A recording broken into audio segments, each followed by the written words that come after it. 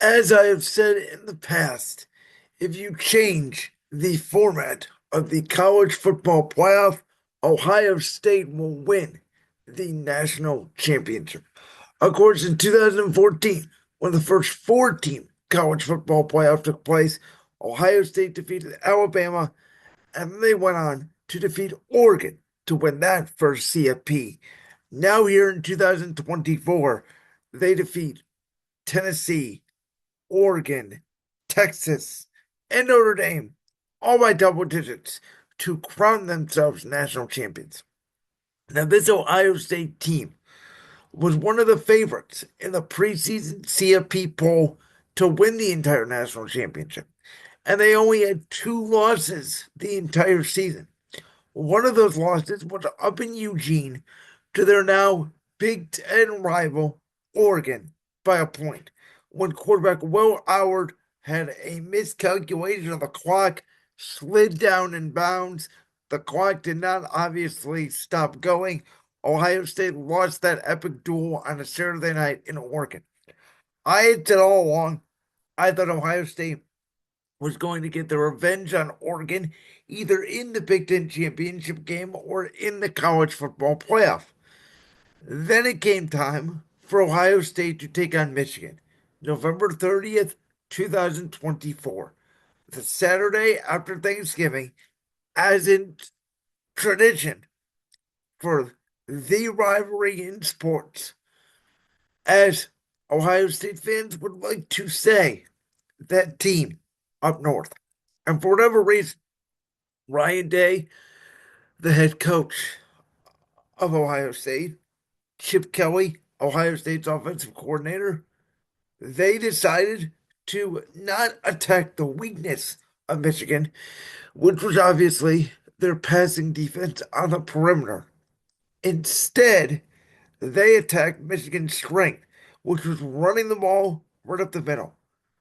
Ohio State had their worst production in years, excuse me, offensively, and it led to them losing to arguably Michigan's worst team in half a decade. Ohio State arguably had their best team in half a decade. And obviously, Ohio State fans wanted to call for Ryan Day's job.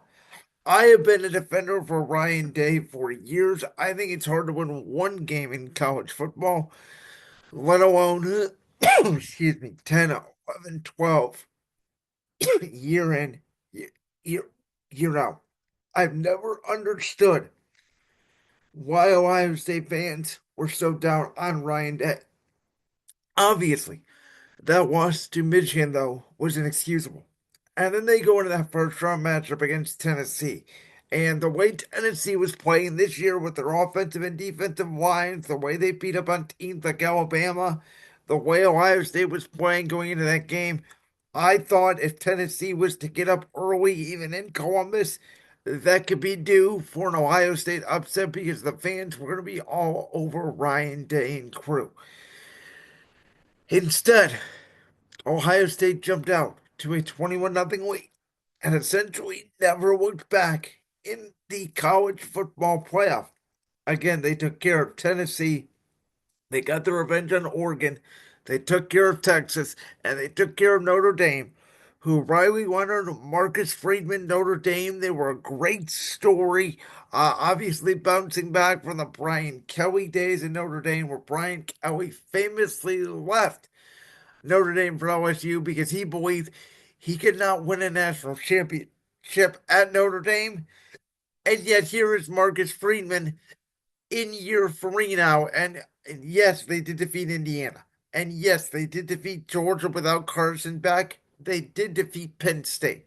Yes, it was the weaker side of the bracket, but you got to give credit to Notre Dame, in my opinion, for making the national championship game. I said all along, I did not think that Michigan game was going to define Ohio State for the season. I thought if Ohio State had their chance to get into the CFP, and for them, they actually lucked out losing to Michigan.